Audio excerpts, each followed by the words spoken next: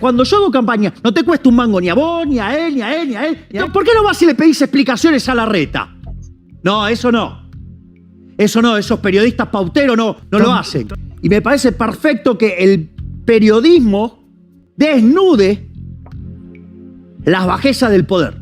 ¿Sabés? Para ser un buen periodista las tendrías que tener recontra bien puestas. Sí. Ahora, el tipo que vive de la pauta, el tipo que vive del sobre, tipos que mienten, calumnian, injurian, basurean, dicen cualquier cosa de las personas porque dependen de la caja que les ponen los que pagan la pauta, o sea que son unos ensobrados, que son unos pauteros, ¿sí? Esos no son periodistas. Esos son unos delincuentes que son socios de los políticos ladrones. Son cómplices de este sistema que rompen todo. Bien por caseros, pegándole a la mesa, diciéndole, ustedes son cómplices de los políticos. Este desastre que hacen los políticos, ustedes lo saben bien y se callan por la pauta.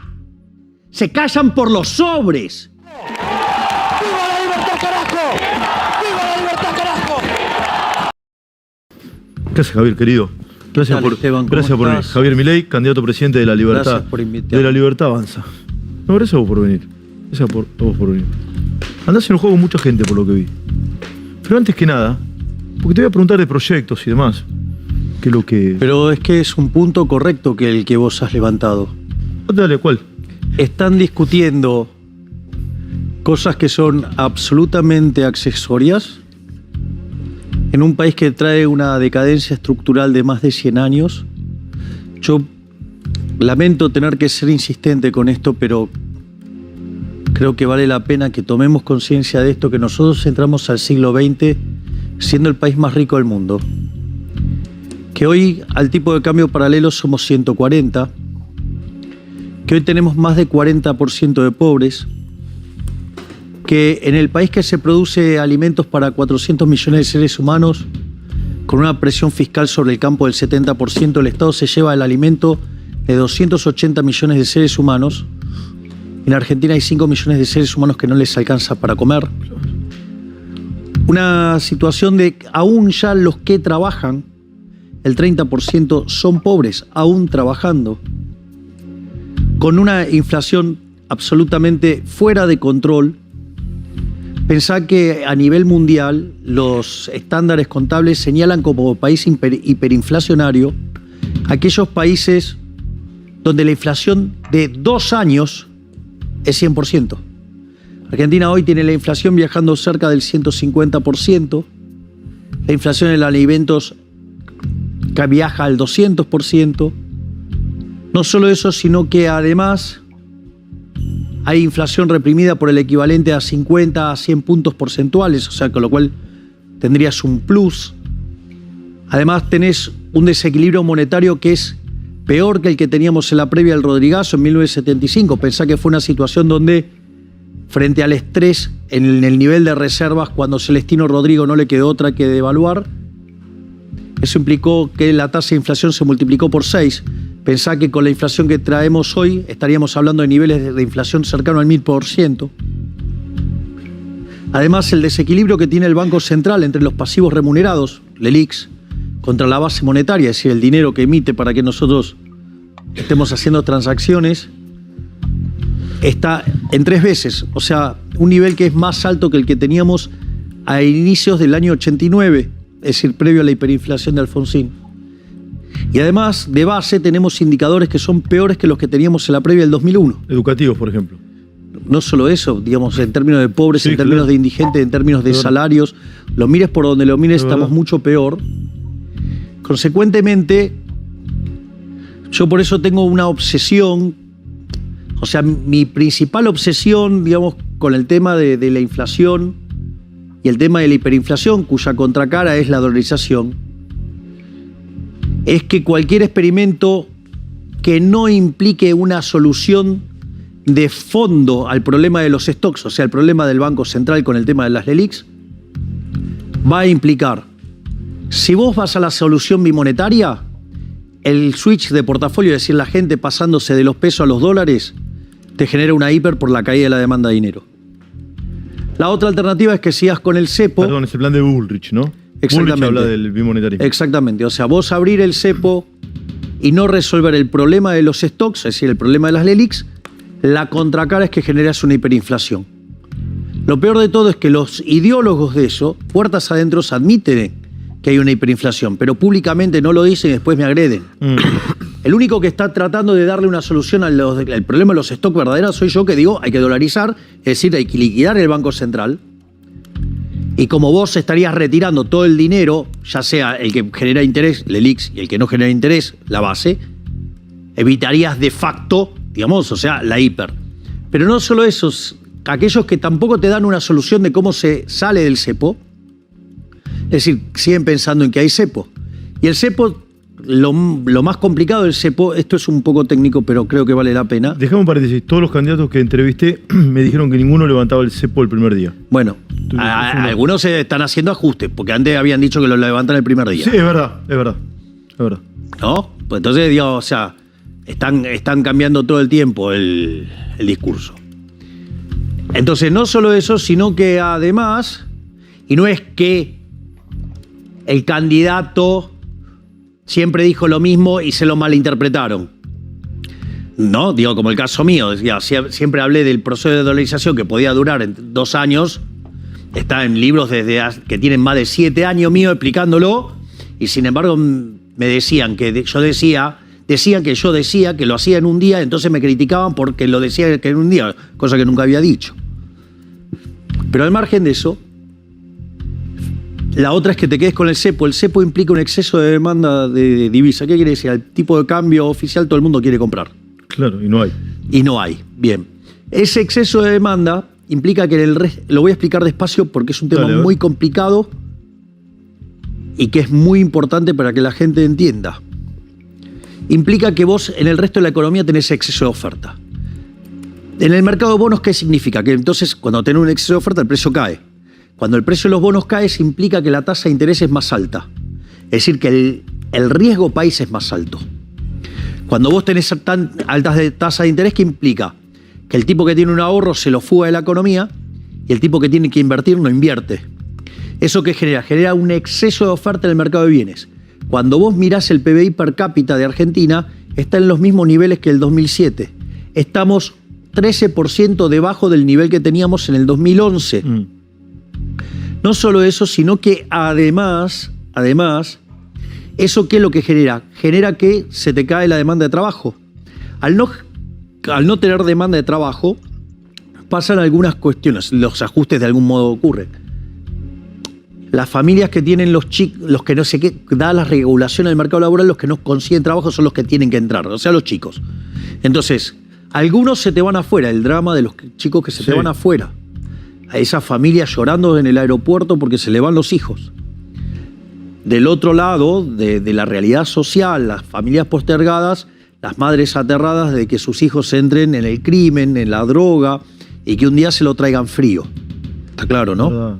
Sí, claro. Digo, obvio está claro. Y la otra mecanismo por el cual vos no generás el desempleo, sino es generando aceleración inflacionaria que te licúe los salarios reales, que están 30% por debajo del pico que tuvo en el momento de Macri. Sí. Y hoy están, o sea, perdiste 1/3. Pero dame un segundito. No me redondees porque te vas a un corte y después quiero seguir contigo. Sí. Pero redondeame esta idea, pero y eso, Javier, digamos, te genera más pobres, más indigentes, te genera más demanda de gasto social y entras en un círculo vicioso. Que si vos después, frente a la emisión de dinero y que te genera más exceso de demanda de divisas, ¿cómo lo corrige, por ejemplo, este gobierno de Cavernícolas? Carrotazos en la cabeza. Y entonces, ¿qué es lo que hace? Genera más caída de actividad. Entonces, en algún momento, las caídas en el nivel de actividad no te las vas a poder bancar socialmente. Y el día que vos desates el problema que tenés en el mercado cambiario, vas a generar un desastre. Es decir, que esto va a terminar mal, pero no mal, muy mal. Muy mal. Y el día que ¿cuánto, Javier?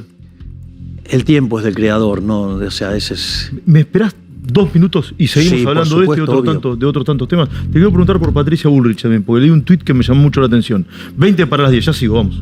Bueno, sigo con Javier Milei, que está en el piso, candidato a presidente de La Libertad Avanza. No necesita presentación, pero me gusta ubicar al televidente en esta situación. Estamos hablando de cómo salir de esta situación económica y de tu defensa de de la dolarización. Que es el único mecanismo para evitar la hiperinflación. Es el único mecanismo para evitar la hiperinflación. Claro, porque el mecanismo de no hago nada no resuelve el problema de los stocks, o sea, no libero el cepo. El efecto nocivo sobre actividad, de empleo, salarios reales, pobres e indigentes, va a hacer que te explote por el lado social y después te explota el lado monetario. Si vos querés liberar la cuestión monetaria pero sin arreglar los problemas de base, te vas a una hiperinflación de modo directo. Entonces, el problema es cómo arreglás el problema de los stocks. Los únicos que tenemos una propuesta para eliminar el problema de los stocks somos nosotros con el tema de la dolarización. Es decir, los únicos que tenemos un programa consistente para terminar con la inflación somos nosotros. Es decir, la dolarización es el mejor mecanismo no solo para evitar la hiperinflación, sino para erradicarla definitivamente. Sí. Porque una de las cosas que tiene la dolarización como concepto, que de vuelta se llama dolarización porque es en qué moneda vas a liquidar el Banco Central, pero podría ser cualquier moneda.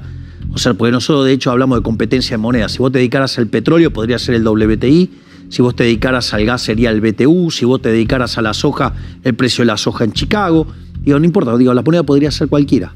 O sea, cada uno haría las transacciones en la moneda que le sirve. Al margen de eso, lo más interesante de algo como la dolarización es que es irreversible. Vos fíjate esto. ¿Cómo es irreversible? No podés volver atrás.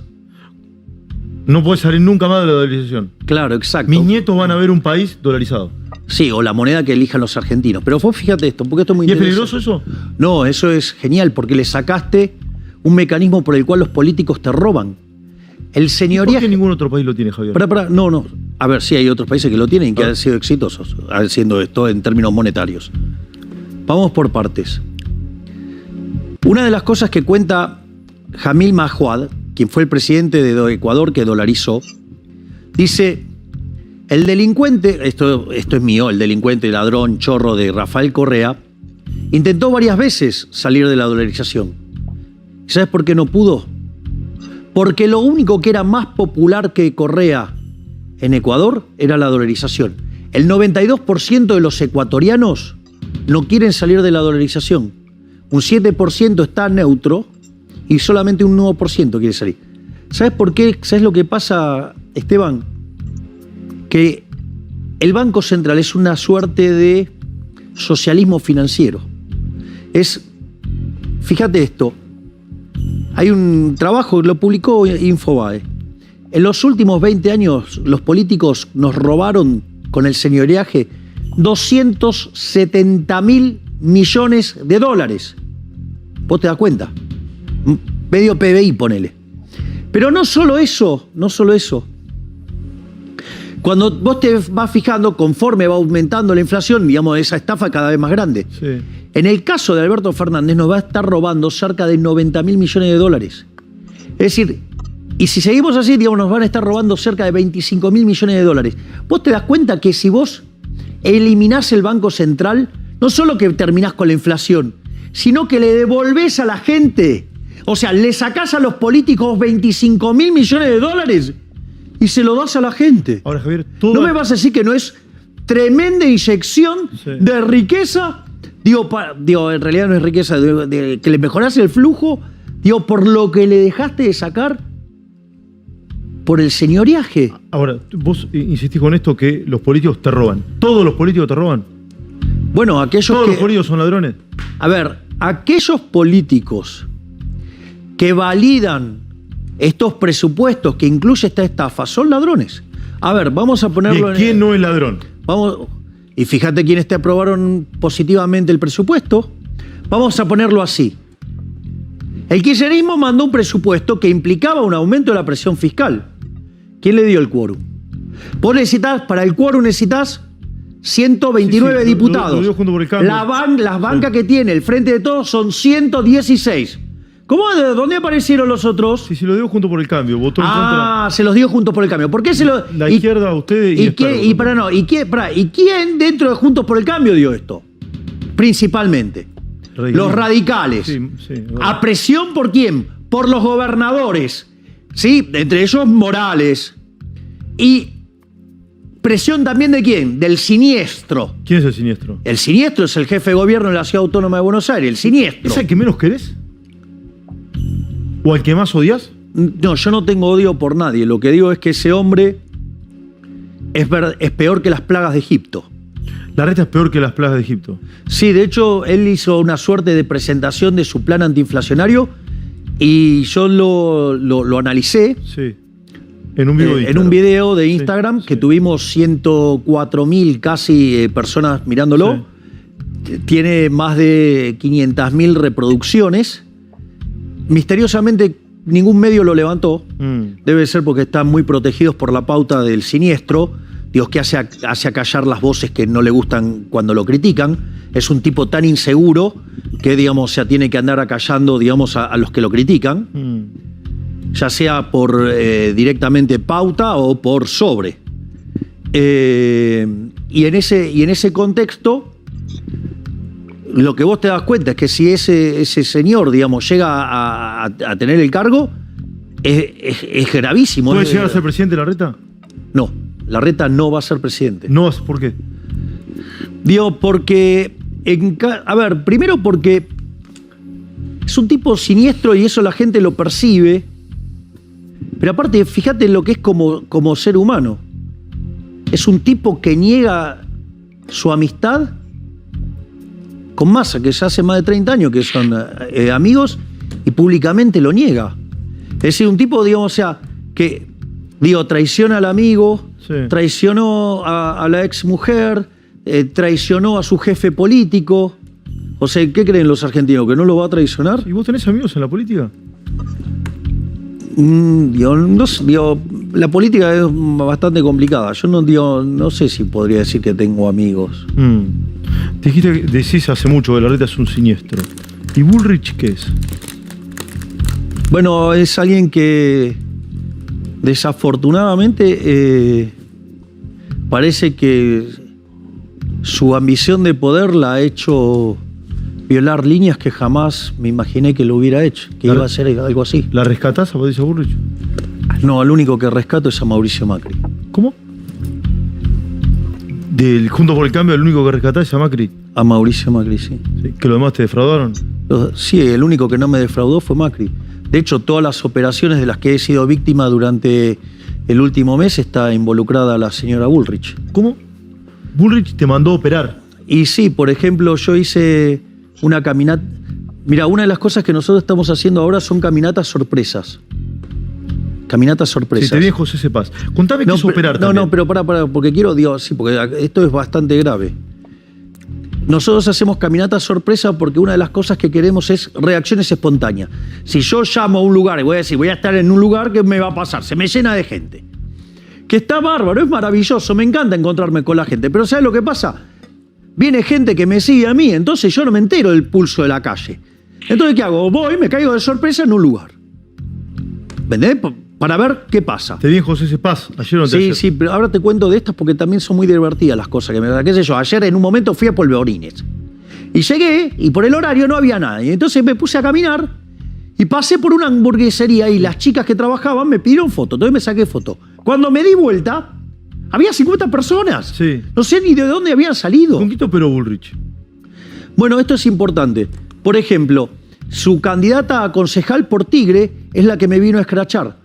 Ahora, yo hice una caminata sorpresa, quiere decir que entonces me hicieron inteligencia y me plantaron a una mujer para que venga y me escrache. Y que una amiga televisiva de ella me levante ese video de un escrache. O sea, apología de la violencia, de un escrache hecho por un político a otro. Para sacar, digo, ¿por qué? Porque necesita afanarse los votos por una interna. Pero digo, es una locura. Es más, una persona que acusa a mi hermana de que le ha pedido plata. ¿De qué estás hablando, Javier? No sé, un impresentable de Tigre que dice eso. ¿Sabes con quién trabajaba? ¿Con quién trabaja? Con Mazot. Y es parte de ellos. No solo eso. ¿Quién te conoce un escrache? No. Una concejal de Bullrich en Tigre. Una concejal de Bullrich. Es más. ¿Y quién la mandó? Yo no lo mandé. Digo, es más, en un Zoom, con punteros de ellos, pidieron que cuando vayan a las urnas, al cuarto oscuro, saquen mis boletas, porque si no están mis boletas, las votan a ella. ¿Vos te das cuenta de las aberraciones que están haciendo? O sea, todo el verso de las ventas de candidaturas son gente vinculada al espacio de Bullrich. O sea, que además se probaron que todas fueron mentiras. Ahí aviso también que la banda del siniestro también juega. Pará, espera, y seguimos. ¿Te traicionó? Porque vos hablaste muy bien de Bullrich acá. ¿Te traicionó? ¿Te sentís traicionado? Y a mí me parece que eso no es un comportamiento noble. Después de todo... Digo, vos comprendés, ¿no? Sí, pero... es decir, a mí... Bueno, a ver, ¿vos crees que Bullrich yo voy a decir... Yo voy a poner esto en estos términos. Mirá, por lo menos es muy peligroso lo que hicieron con el tema del día del acto de la AMIA. Contalo. Porque dijeron... ¿Te escracharon, sí o no? Pará, vamos a decir lo que dijeron. Dijeron que yo me tuve que ir antes del acto. Mentira. De hecho, no solo que no me fui antes del acto, que me quedé todo el acto, y están las fotos y están los videos, sino que además, cuando terminó, por la forma en que salí, lo pude saludar a Jairo y al hijo. Es más, y hasta les agradecí por lo que hicieron. ¿Me comprendés? Porque la verdad que fueron, cantaron un tema y lo hicieron de una manera muy emocionante. Primer punto. Dicen que me tiraron huevos. Podés mirar la foto, yo estaba impecable. Dijeron que me escupieron. Tampoco me escupieron, o sea, yo estaba impecable. Dijeron que me sacaron los custodios, lo cual es mentira. ¿Me comprendés? Entonces, ¿por qué digo? ¿Cómo van a levantar? ¿Cómo van a hacer semejante? ¿Y sabés quiénes están involucrados en eso? ¿Quién? Está involucrado el marido de Bullrich, Guillermo Yanco, está involucrado Yesa y obviamente y la periodista de Clarín, Natalia. Eso es un escándalo. ¿Quién es Yesa? Martín Yesa, de Pinamar. Es decir, el intendente de Pinamar. ¿Me entendés? Hicieron toda una construcción para generar algo que no es cierto. De hecho, uno de nuestros legisladores, Oscar Sago, justamente denunció que todo lo que estaban diciendo era mentira.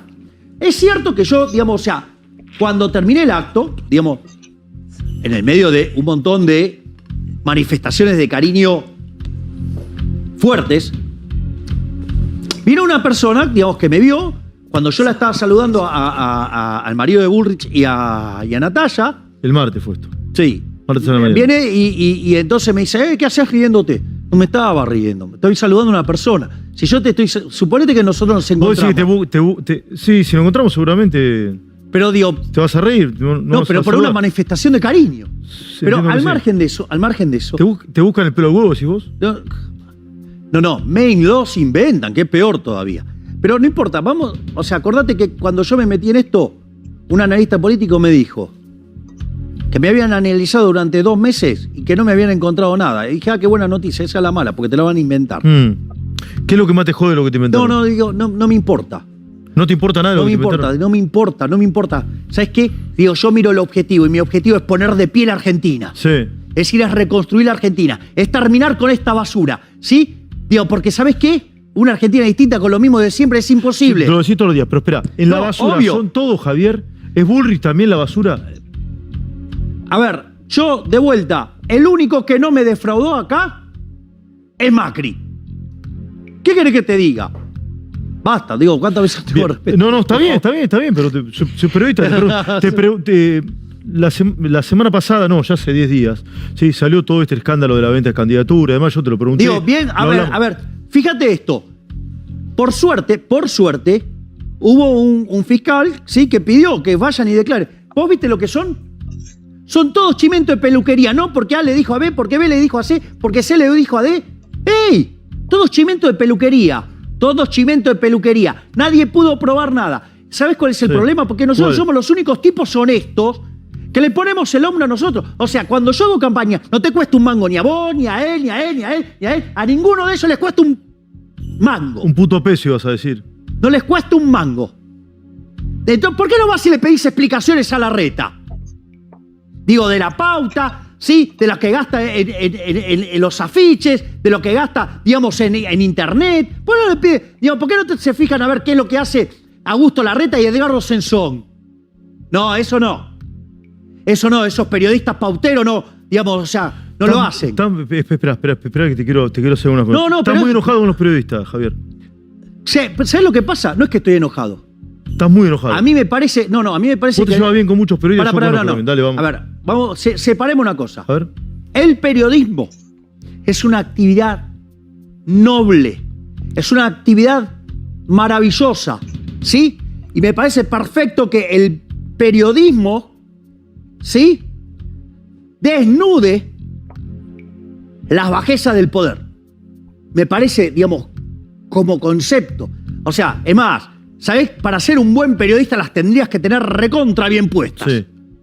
Tenés que tener huevos, decís vos. Sí, obvio. Digo, primer marco general. O sea, con lo cual, respeto, admiración por los verdaderos periodistas.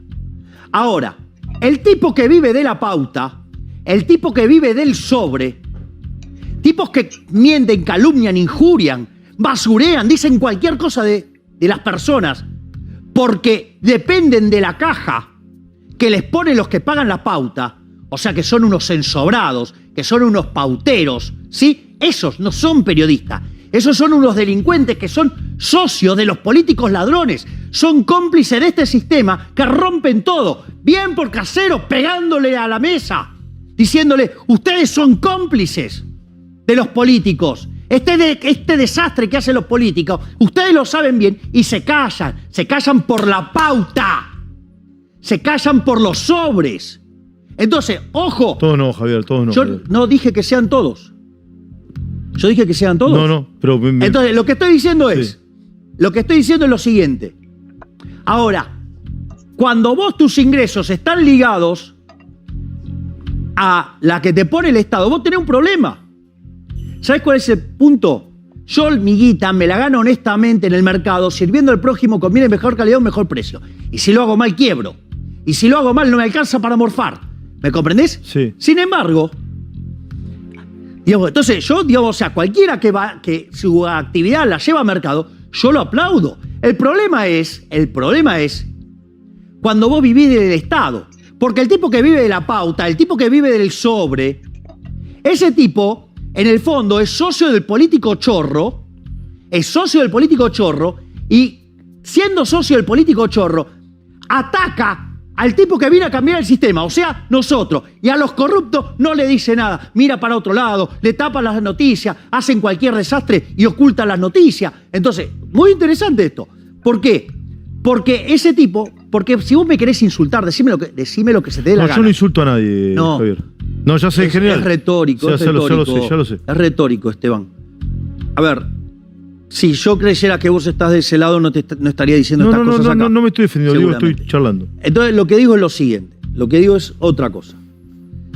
Vos me podés decir a mí lo que se te cante, mientras que no violentes mi derecho a la vida, mi derecho a la libertad y mi derecho a la propiedad, vos podés hacer lo que se te dé la gana y tu opinión es tu propiedad. Hasta ahí no hay ningún drama. Así como vos me agredís y me podés decir un montón de cosas, me podés mentir, calumniar, injuriar, ensuciar, decir cualquier aberración de mí, yo creo que tengo derecho a poder defenderme, ¿no? Sin duda. Bueno, no, porque parece que a Fopea, no le gusta que te defiendas. O sea, si un periodista miente, calumnia, injuria, dice cualquier basura de una persona, no pasa nada. Ahora, si vos te defendés, salen todos en manadas y te atacan. Primer punto. O sea, ¿no es una visión un poco fascista de la vida? 1. 2. Una cosa es que vos eso lo hagas a tu responsabilidad, es decir, contra la tuya. ¿Ok? O sea, vos te vas a hacer cargo porque el mercado te bajará el martillo o no, si le gusta lo que haces o no.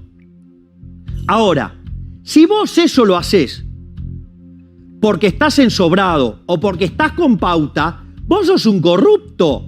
El tipo que hace eso es un corrupto, porque ese dinero se le sacó por la fuerza a la gente. ¿Sabes por qué se llaman impuestos? Es una rémora de la esclavitud. Entonces, vos le estás robando el dinero a la gente, es decir, te estás robando la plata que paga el pagador de impuestos para financiar determinados bienes públicos, si existiera tal cosa, y se desvían los fondos para perseguir a opositores. Y esos periodistas son el vehículo, son los autores materiales del delito.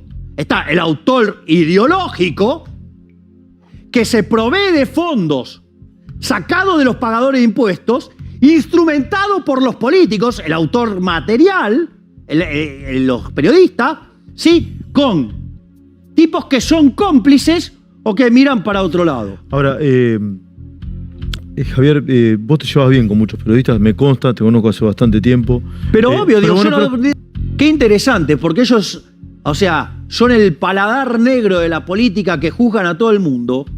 Y yo hago una pregunta, digamos, o sea, ¿por qué miran para atrás si Larreta, por ejemplo, digamos, estuvo en el gobierno de Menem, digamos, fue interventor del PAMI de la Rúa, cuando se suicidó Favaloro, o sea, con lo cual, digamos, lleva 30 años en la política, o sea, era amigo de Massa, ahora lo niega, pero era amigo de Massa. Es decir, no solo eso, sino que además, dentro de la fila Juntos por el Cambio, tiene al ministro de Economía de la 125, o sea, tienen a Lustó, un kirchnerista, que fue el autor intelectual de la 125, o tienen, por ejemplo, dentro de sus filas a Cobos, que era Cristina Cobos y vos, o sea, una idea, digamos, de este mendocino de... Mazot, el turco, el Chuco Mazot. No, en Coso. El mendocino, el radical, Cornejo. Es el ideólogo de Cristina Cobos y vos. O sea, digo, no solo eso, lo tienen a Pichetto, el jefe de la bancada del kirchnerismo durante 16 años. O sea, no está preso justamente porque bloqueó desde el Senado. ¿Que es un rejunte, decís vos? No, lo que digo es que tienen una doble vara esta gente. Bueno, pero... Digo, además le gusta jugar a ser, no gorilas. O sea, tienen el premio King Kong. ¿Junto por el Cambio tiene el premio King Kong? Claro, tienen el premio King Kong. ¿Y por qué no le revisan la historia a la señora Bullrich? ¿Con qué? Y digamos, ¿cómo arrancó en política? Con la JP. Dale. Sí, lo contó acá. Yo se lo pregunté. Sí, tirando bombas. Dijo todo en la JP. Dale. No dijo tirando bombas, pero... Bueno, sí, dale, Montoneros. Sí. Vos decís que Patricia Bullrich tiró bombas. Estaba en Montoneros. Ella dice... Yo no le voy a defender a Bullrich, te digo lo que me dijo acá. Bueno, hay otra gente que dice otra cosa. Sí, es verdad. Ella me dijo que no estuvo en Montoneros, sí, que estuvo en la JP, sí, claro. Que la JP era cercana a Montoneros. Claro. Bueno. Para vos tiró bombas. Después de todo era bastante complicada la JP de ese momento. Eso es cierto. Y bueno, eso es cierto. Eso es cierto. Ahora, después de todo esto que se dijo, que, bueno, vos has explicado, has respondido, algunos te creen, otros no. Lo que digo es... Sí, pero déjame contar. O todos los kirchneristas que tienen la lista Larreta. O el propio vicepresidente que tiene, candidato. Sí, Rossi. No, Morales. De Juntos por el Cambio. Que su segundo, digamos, en Jujuy era del masismo. Y que en un momento, digamos, está peleándose con Massa, con Larreta, ¿quién es más amigo de Massa? Sí. ¡Ey! Bueno, entonces, lo que digo es, terminemos con esa hipocresía de Juntos por el Cambio, sí, donde ellos se ponen como los únicos opositores. El único opositor en serio acá soy yo. El único opositor sos vos. Y claro, mirá los proyectos, que nosotros le votamos todo en contra al kirchnerismo. Poneme un punto. Los únicos opositores de verdad somos nosotros. Los únicos que nos oponemos al statu quo somos nosotros. Los únicos que tenemos las que tejer para plantarnos, ya sea frente a los políticos chorros, frente a los empresarios prebendarios, frente a los sindicalistas que entregan a los trabajadores, entre los medios de comunicación que viven de la pauta y de los sobres. Son los que tienen huevos. Nosotros somos los únicos que le ponemos la cara a esto. Sí. O sea, nosotros somos los únicos que nos jugamos el pellejo para cambiar la vida de los argentinos de bien. Claro, del otro lado, digamos, están 7 por 24 tirándonos... Poneme un punto. Tirándonos porquería. Sí, Pero ¿puedo decir algo sobre eso? ¿Puedo contar? Decí lo que quieras, vivimos en un país libre. Decí lo que quieras, pero te quiero hacer una pregunta. Ahora me lo decís. Pará que te pregunto esto y ahora me lo decís. Porque te quiero contar algo una anécdota de cuando te tiran tanta tierra. Bueno, te tiran un montón, pero ahora me lo contás. Te tiran un montón de tierra, ¿no? Sí, pero vos decís que está mal. Obvio que está mal. Ok. Pero de vuelta, ¿cómo voy a...? O sea, yo estoy en contra de eso. Está bien, perfecto. Pero la gente no le están dando opción de cambio. Porque de hecho, digamos, o sea, vos tenés que elegir chicken or pasta. O sea, pollo o pasta. Sí, en el avión. No hay mucho más que elegir. No. Y si aparece alguien que te quiere ofrecer lomo, van y lo matan. ¿Vos ofrecés lomo? Y claro, obvio. ¿Cuál es la anécdota? Porque si no, va a decir, el pelado no me dejó contar. No, porque esto es interesante y tiene que ver con lo que vos preguntaste. Mirá, ¿sabés que iba un hombre? Digo, esto está dentro de las enseñanzas maravillosas que tienen los judíos sobre distintas cuestiones. Iba un hombre caminando, tenía un burro viejo, era viejo el burro. Iban caminando juntos y cuando iban caminando aparece un pozo y el burro se cae del pozo. Entonces el hombre trata de rescatar al burro y no podía, no, la fuerza no le daba. Como no le daba la fuerza, va y pide ayuda y tampoco tenían fuerza para sacarlo. En lugar de seguir tratando de sacarlo, le dicen, bueno, es viejo, déjalo, enterralo vivo. El burro del otro lado dice, pará, loco, yo tuve tantos años al lado tuyo, ayudándote, y ahora me tirás tierra. Y le empiezan a tirar tierra. Y lo querían enterrar vivo. ¿No? ¿Y qué es lo que sucede? En la medida que le van tirando tierra, adivina que descubre el burro. Que con esa tierra la puede reacomodar e ir estando más arriba. Y en un momento, cuando creen que le están tirando la palada final, está saliendo. Sale del pozo. A mí, esta manga de delincuentes, con sus socios mediáticos, pauteros y ensobrados, han tratado de matarme. Sos el burro en la parábola. Exactamente. Y acá estoy de pie y más arriba. Gracias, Javier, por haber venido. Gracias, Esteban. Javier Milei, candidato a presidente de La Libertad Avanza.